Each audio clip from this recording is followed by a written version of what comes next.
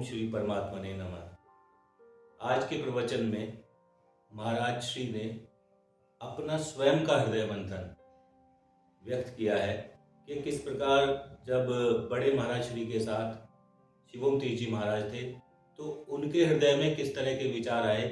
जब ये हृदय मंथन शुरू हुआ तो उनके मन के जो विचार हैं आज उनके वो उद्गार जो हैं आज के प्रवचन में सुनने को मिलेंगे और जो हम सभी साधकों के लिए बहुत लाभकारी हैं और हमें सभी साधकों को भी अपना हृदय मंथन सतत निरंतर करते रहना चाहिए।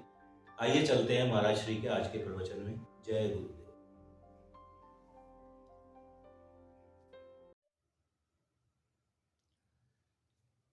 आज के सत्संग में स्वामी शिवमती महाराज जी का अपने विचारों पर मंथन शुरू हुआ। वो कहने लगे, अभी थोड़े ही दिन हुए थे, मेरा विचार परिवर्तन होने लग गया। महाराज जी का व्यक्तित्व मेरे अभिमुख था। कहाँ तो मैं कभी गुरु की आवश्यकता ही अनुभव नहीं करता था और कहाँ अब गुरु को अनिवार्य समझने लगा। यही तो गुरु कृपा है। मुझे नंगल के उन दिनों में याद आ गई जहाँ वहाँ के बाबा जी कहते थे कि इस लड़के का ताला बंद है, कोई खोलने वाला चाहिए।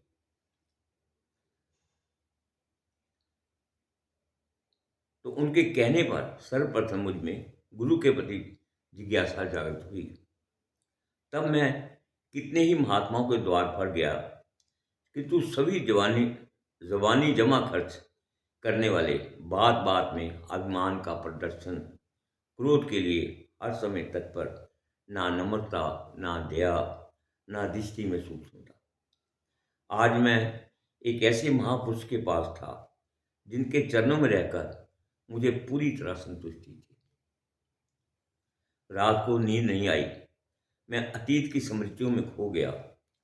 दिवस आने से पूर्व नंगल में लोग मुझे जितना भक्त समझते थे उससे भी मैं अपने आप को बड़ा भक्त मानता था। यदि कोई कीर्तन में मुझे अपने घर बुलाता था तो कितनी उत्सुकता से बैठा करता था। अपनी प्रशंसा सुनकर मन ही मन प्रसन्न होता था। गुरु महाराज के व्यक्तित्व को देखा तो सारा नशा चूर हो गया। वह नम्रता, सादगी, आडंबरहीनता, दया मैंने जीवन में किसी में देखी नहीं थी। उस पर साधन की इतनी बारीकियां तथा अनुभव और फिर ऐसी विद्वता, जगत में पूर्ण पुरुष इसको छोड़कर, ईश्वर को छोड़कर दूसरा नहीं है कि तू पूर्णता के समीप जितना महापुरुष जी को देख रहा था, जो महाराज जी को देख रहा था, ऐसा दूसरा नजर नहीं आता था। फिर मुझे वह दिन याद आ गया जब एक बार नंगल में सतलुज के किनारे अपनी कुटिया में बैठा पड़ रहा था। मुझे कुछ तंद्रा सी आ गई थी। स्वप्न में एक भगवा वस्त्रधारी महाराज के दर्शन हुए। मैं पास ही बैठा था कि इतने में एक व्यक्ति दूध का एक गिलास ले आया। उन महात्मा ने आधा दूध पिया, फिर मुझको कहा कि बाकी का दूध तुम पी लो। मैं पी गया। सायंकाल को एक सज्जन महर्षि की लिखी पुस्तक देवात्म शक्ति ले आए, जिसने महाराज जी का एक चित्र भी था। देखते ही मैं पहचान गया कि इन्हीं महात्मा के आज स्वप्न में दर्शन हुए। सुनते हैं तो स्वप्न का संबंध पूर्व संचित संस्कारों से होता है। संस्कार ही उदय होकर चित्त में चित्रित होकर स्वप्न दृष्टि का निर्माण करते हैं। तो क्या महाराज जी से संबंधित मेरे पूर्व जन्मों का कुछ संस्कार है? क्या पूर्व में भी वे किसी जन्म में मेरे गुरु रह चुके हैं? ऐसे महापुरुष की कृपा पाकर भी मेरे मन के विचार अभी तक शांत क्यों नहीं हुए? अभी तक मन मुझे कितना परेशान करता है। मैंने स्वप्न के अतिरिक्त महाराज के दर्शन नहीं किए थे, किंतु फिर भी मेरा मन उनके चरणों की ओर आकृष्ट हो रहा था। अतः पत्र व्यवहार आरंभ हो गया। अब मुझे अपने विकारों के प्रति गलानी हो रही थी। मेरे विचार चल रहे थे, मन ज्वलित हो रहा था। सभी विकारों का मूल कारण अभिमान ही है। उसे कुचलना होगा। इसलिए आवश्यक है कि जगत आपका तिरस्कार करे, आप पर अत्याचार करे, अपमानित करे, जगत में आपका अपयश फैले, तभी तो अभिमान को ठोकर लगेगी। इसलिए इसके लिए कितनी सहनशीलता की आवश्यकता है। जब किसी के अभिमान पर आघात होता है तो कैसे तिलमिला उठता है। किंवदंती एक बात भी मशहूर है कि कबीर का यश फैला तो उनमें अभिमान जागृत हो गया, कि तू शीघ्र ही संभल गए तथा एक वेश्या का हाथ अपने हाथ में लेकर बाजार में निकल गए। लोग अवाक रह गए, थू थू कर उठे, अपयश फैल गया, कबीर का अभिमान समाप्त। केवल बातों से ही अध्यात्म नहीं सज जाता। हंसते हंसते जान पर खेल जाने के लिए तैयार रहना पड़ता है, फिर भी मुंह से उफ तक नहीं निकले।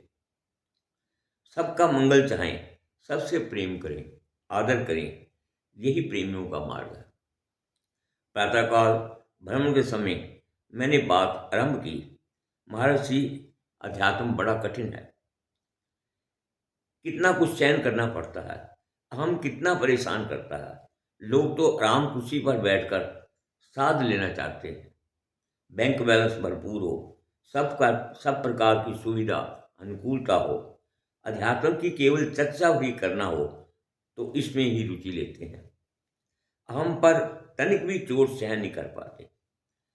महर्षि बोले, हाँ भाई, आज के युग में अध्यात्म का यही हाल है। सब क्रोध अभिमान में भरे जा रहे हैं। खाने को स्वादिष्ट भोजन चाहिए, सब प्रकार के आराम सुविधा चाहिए, सर्वप्रथम तो सेवा करना ही नहीं चाहते। यदि कुछ करते हैं तो अभिमान को और अधिक बढ़ा लेते हैं। हम सेवक हैं, हमारा हमारा आदर, हमें आदर मिलना चाहिए। कोई दूसरा सेवक हुआ तो राग द्वेष शुरू। बुद्धिवाद का सहारा लेते हैं, कूटनीति जाते हैं। ऐसे में अध्यात्म कैसे फलीभूत होगा। अध्यात्म अपने आप को जलाने का नाम है। वासनाओं कामनाओं को जलाना, विकारों अवगुणों का जलाना, राग द्वेष को जलाना, यहां तक कि अहम को भी जला डालना, शून्य हो जाना। सभी प्रकार तभी प्रकाश फैलेगा, तभी सुजस फैलेगा। जब तक मन की घिसाई नहीं होगी, निर्मल कैसे होगा। पर क्या किया जा सकता है, युग ही ऐसा है। लोग मन के हाथों मजबूर हैं। ये नहीं कि सब अध्यात्मता धर्म के विरोधी हैं। बहुत सारे ऐसे हैं जो सब समझते हैं, करना भी चाहते हैं, पर कर नहीं पाते। विकारों में जकड़े हुए हैं। विषयों का आकर्षण बहुत तीव्र है। जगत में सब ओर फिसलन है। संभल कर चलते हैं, फिर भी फिसल ही जाते हैं। माए ने एक भजन में लिखा है, मन फिसलता फिसलता फिसल ही गया, भोग देखे जग में मचल ही गया। किंतु साधकों को चिंता का कोई कारण नहीं है। ऐसे में ही साधन अच्छा हो सकता है। सभी ओर से जगत खींच रहा हो, फिर भी साधक साधन में रत हो, यही तो आनंद है।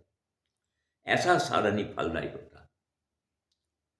महर्षि द्वारा किया गया मंथन हमारे लिए मार्गदर्शक है। इसको अपनाकर हमें सहनशीलता बढ़ानी चाहिए और बुरी आदतों को छोड़ना चाहिए, ताकि हम अपने जीवन में पूर्णता को प्राप्त कर सकें। ओम तत्सत।